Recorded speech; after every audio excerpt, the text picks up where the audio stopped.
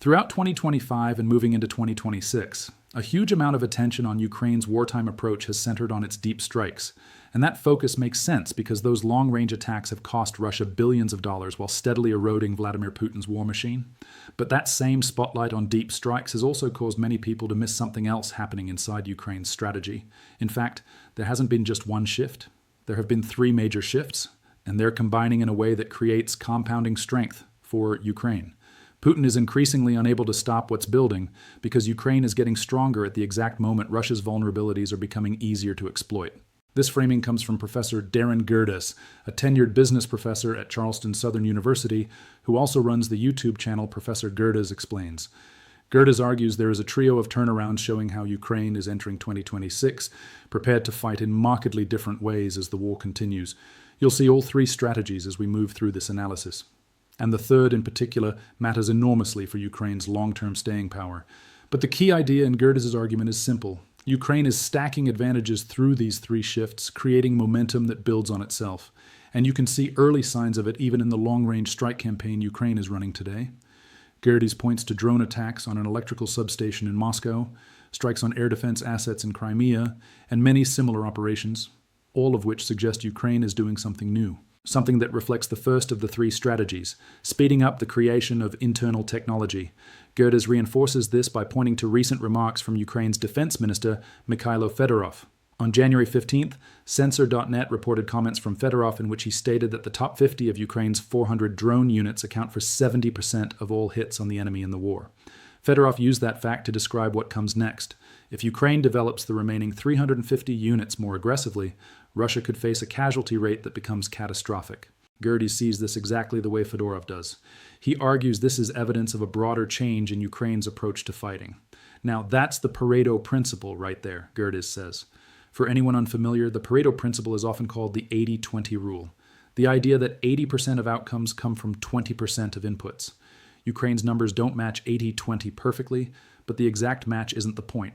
The point is the clear sign that the underlying pattern is real. And so, growing them into even better and better, and growing the drone units from 5% to maybe 10% or even higher of the Ukrainian army, that's what's going to be important, Gerdes argues. And both men are pointing toward the same reality. Even though Ukraine's drone operators have been extraordinarily effective, they still represent a relatively small slice of the overall force. By February 2024, Ukraine had trained roughly 20,000 drone operators to fight in the war. That number is almost certainly higher today, although it's also likely some of those operators have been killed by Russian strikes. Still, the core point remains. 20,000 is a tiny fraction of the roughly 900,000 active soldiers Ukraine has in its military. Even if Ukraine doubled or tripled that figure, drone operators would still be a minority within Ukraine's armed forces. But if Ukraine expands training and scales operators who can work in relative safety behind the front lines while punishing Russian assault formations, it could dramatically increase Russian losses. And behind that growth is Ukraine's broader push to build more of its war capability at home. As a business professor, this warms my heart to see the way that they're working at this asymmetrically, because I can see the value that they're bringing to the war, Gerdes says. He adds that Ukraine's growing use of asymmetric actions and cyber methods is making the war too expensive for Russia to fight the way Putin wants to fight it. Gerdes points to Ukraine's verified December losses inflicted on Russia, 35,000 Russian soldiers, as Ukrainian President Vladimir Zelensky has revealed, and notes those losses were documented on video. Ukraine has also developed interceptor drones aimed at defeating Russia's Shahed-type drones, and Zelensky says these interceptors will become a major pillar of Ukraine's air defense approach going forward. Gerdes also claims Ukraine is ahead of Russia even in the realm of artificial intelligence, arguing that Ukraine is moving faster in applying AI in a way that supports battlefield effectiveness. What this suggests is that Ukraine has spent the past few years building strength and pushing its technology to a level where it is becoming the kind of military force Putin always feared it could become. And there's bitter irony in that. One of Putin's stated reasons for invading Ukraine was to demilitarize the country. Instead, he has triggered the opposite.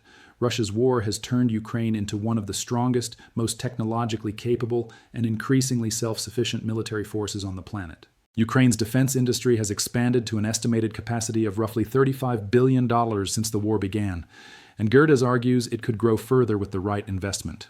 The drones Ukraine now builds domestically are responsible for the majority of the casualties Russia is suffering today. And by September, nearly 60% of the weapons Ukraine was using to defend itself against Russia were being produced domestically. An enormous shift for a country that relied so heavily on foreign aid when the invasion began. What we're seeing is the militarization Putin claimed he was trying to prevent, accelerated so dramatically that Russia can no longer stop it. The battlefield results reflect that. Record numbers of Russian soldiers are being killed by short-range drones. Ukraine continues striking targets at long range, including oil refineries and military stockpiles Russia needs to sustain the flow of troops and equipment into Ukraine. The real change here is not just a weapon upgrade, it's a strategic evolution. Ukraine has continuously adapted to the war in front of it by pulling as much weapons and tech production in-house as possible. Yes, Ukraine still receives aid from Western partners, and that support remains vital, as you'll see in a moment. But Ukraine is steadily becoming more self-reliant, and that also means it becomes more resistant to the political turbulence and shifting global pressures that can threaten foreign support. Accelerating internal tech has been huge for Ukraine, but so has the second strategy, improving coordination with allies so the pipeline of support becomes smarter and faster. Gerdes points out Russia has adapted too, and he argues Russia's winter campaign of repeated strikes on Ukraine's energy infrastructure reflects a strategic shift on Moscow's side. Part of the reason that strategy has been effective enough to leave roughly half of Kiev without heat and power, and to create similar problems elsewhere, is not just about Ukraine's capabilities. It also reflects shortcomings in the external supply pipeline. Just before Russia began subjecting Ukraine's power plants, substations, and heating facilities to an almost 24-hour bombing campaign in sub-zero temperatures, Ukraine's allies cut off air defense supplies, Gerdes says. That framing isn't perfectly precise. The deeper issue was that allies either didn't provide enough or didn't deliver supplies on time, and Gerdes himself effectively acknowledges that as he continues. Now, there are rumblings from Russia that it may begin targeting Ukraine's nuclear power stations, and according to the Kyiv Independent on January 20th, this type of targeting may already have begun. If Russia moves further down this path, it represents a massive and potentially catastrophic escalation. Striking nuclear facilities introduces the risk of a nuclear disaster, and Ukraine must prevent that outcome at all costs. One way Ukraine is trying to reduce that risk is by strengthening supply lines and tightening coordination with Western partners. Gerdes uses Ukraine's relationship with the Czech Republic as a key example. Czech President Petr Pavel announced that Prague will soon provide Ukraine with combat planes capable of shooting down drones.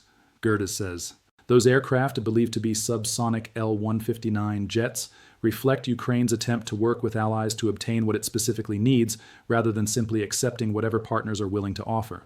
We say attempt because this Czech initiative appears to have been shut down quickly. Within days of Pavel's announcement, Reuters reported that Czech Prime Minister Andrej Babiš ruled out selling or donating these jets to Ukraine. As a result, Ukraine has been pushed back to the drawing board on this effort. But the point isn't only whether this one initiative succeeded, the point is the mindset behind it. Ukraine is increasingly trying to coordinate with allies to fill gaps that it cannot fill alone. In the case of the Czech jets, the goal was to counter Russia's growing use of long-range attack drones. In 2025, Russia launched about 55,000 such drones at Ukraine, along with thousands more decoy drones designed to confuse and overload Ukrainian air defenses. A gap was identified and an attempt was made, even if it failed, to close it. There will be other attempts, and this shift in philosophy is also visible elsewhere. Take the Prioritized Ukraine Requirements List, or PURL program, as an example. Created following a July 14th meeting between U.S. President Donald Trump and NATO Secretary General Mark Rutte, PURL allows Ukraine's allies to purchase weapons from the U.S. Those weapons are then transferred directly to Ukraine, and the crucial feature is that Ukraine gets to prioritize what it receives from its partners. Think of it like a registry, except instead of household items, Ukraine is selecting air defense missiles, drones, and equipment that directly improves its ability to survive Russia's relentless strikes. This focus on what Ukraine actually needs, rather than what allies assume it needs, is already producing real effects. On the night of January 19th, Russia launched yet another large-scale airstrike targeting energy sites and civilian infrastructure across Ukraine. This time, Ukraine was prepared. Just one day earlier, Ukraine received a shipment of air defense missiles, likely for Patriot systems, and used them to intercept the vast majority of the ballistic and cruise missiles Russia launched. Ukraine has not always been in a position to stop those missiles as effectively as it did on January 19th. The key point is that the pipeline is becoming more efficient, and that efficiency is especially visible in the delivery of defensive assets. And that word, efficiency, leads directly to the third strategy, Earlier, we noted the third shift may be the most important for Ukraine's long-term endurance. The reason is simple. Ukraine is using its personnel more efficiently than ever before. A perfect example comes from the Kupiansk direction.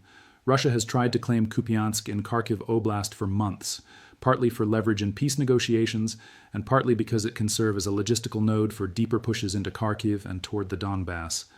But Russia's results there have been poor lately, and the explanation is tied to Ukrainian efficiency in manpower usage. Gerdes points to reporting in the Times, which suggests the casualty ratio around Kupiansk has been devastating for Russia. For every one Ukrainian soldier lost, Russia is losing 27. Those numbers are also echoed by The Independent, which notes Ukraine's lethal efficiency has brought it close to clearing Kupiansk of Russian soldiers. Ukraine now controls about 90% of a city that many expected it might lose in 2025, and that is being credited to Ukraine becoming better at using its manpower in ways Russia cannot overcome. Gerdes is careful to say this extreme ratio is specific to Kupiansk. Still, Russia is losing far more soldiers than expected in other sectors too.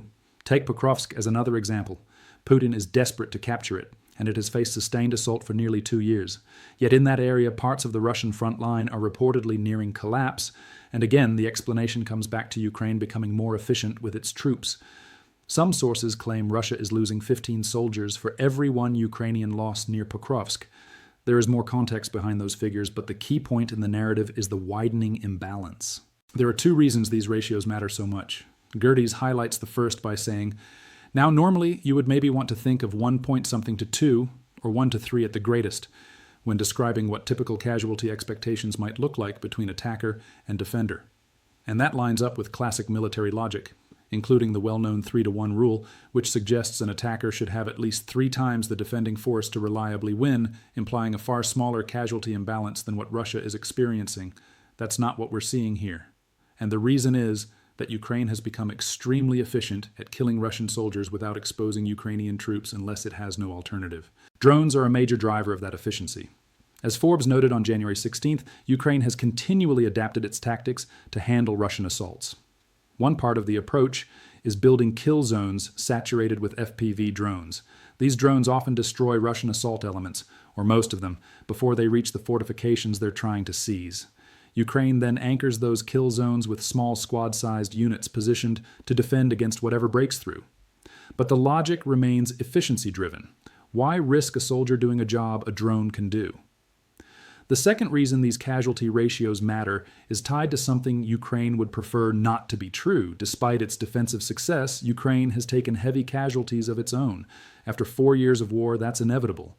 But Ukraine's losses and broader manpower strain have become serious enough to create staffing problems. According to a January 14th CNN report, Fedorov revealed Ukraine's military is short roughly 200,000 soldiers who are absent without leave. AWOL, meaning they left positions without permission. In Fedorov's words, another 2 million Ukrainians are wanted for avoiding military service. Ukraine's martial law restricts men aged 23 to 60 from leaving the country, though CNN reports tens of thousands have left anyway. Others have left legally, as the Atlantic Council reported in October. It noted that easing travel restrictions for young men aged 18 to 22 led to about 100,000 Ukrainians leaving the country in just 2 months. There has been a painful exodus of potential manpower from Ukraine. And as difficult as that is to hear for supporters, it only reinforces the importance of Ukraine maximizing the efficiency of the soldiers it does have. Drones, especially those deployed inside kill zones, appear central to that solution. Ukraine's method of countering Russian infiltration by encircling infiltrators, as seen in both Kupiansk and Pokrovsk, also matters. The more Ukraine can accomplish with fewer troops, the longer it can endure against a Russian military that believes it can win, simply because it has more bodies to spend. Finally, we arrive at why Putin can't do much to stop these 3 shifts. It comes down to a difference in mindset, one that is proving crucial to Ukraine's ability to impose catastrophic losses on Russia. Gerdes puts it this way: what Ukraine has realized and realized hard is this: there's a job for everybody, not everyone belongs in the trench. That stands in sharp contrast to the Russian model, which often seems to treat anyone who enlists as disposable trench fodder. It's barbarism versus strategy, asymmetry versus attritional habits that feel like leftovers from the old Russian and Soviet playbook. Modern war is fought with logistics, intelligence, training, communications, resilience, and support as much as it is with rifles, Gerdes concludes. Ukraine's acceptance that every willing contributor has a role, even if that role is not on the front line, is the true force multiplier. Leaning into that philosophy is what we should expect in 2026. Lopsided casualty ratios driven by Ukraine pushing internal tech, streamlining how Western support reaches the battlefield, and using its people more effectively than ever. As for Putin, the war he started has increasingly turned into a machine that grinds down his own forces, and Russia itself, over time. The endgame pressure is building for Russia's president because he has maneuvered himself into a situation with no clean exit, where escalation in a war that has outgrown his control begins to look like the only remaining option. To explore that endgame and what it could mean, we break it down in our full analysis.